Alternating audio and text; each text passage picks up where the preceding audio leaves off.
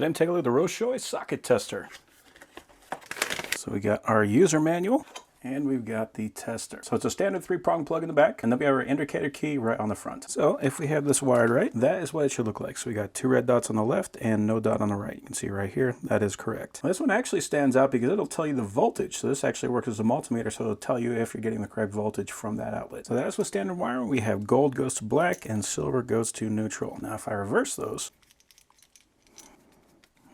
you can see now we have a problem. It does actually still tell us the voltage, which is kind of cool. But here you can see we have a light missing in the middle, so that is live and neutral reversed. So if we got our line and our neutral good, but we do not have our ground attached, that is what we'll get. So it says open ground. Now this does also have a GFCI tester on it. This is not a GFCI outlet, so we're not going to use it with that. This is a GFCI outlet, so if I plug that in here, you can see it is connected properly. Test, and that did pop. Turn it back on, and it's back on again. So with this, we can test GFCI outlets and make sure they are working properly. So overall, that is a very cool tester.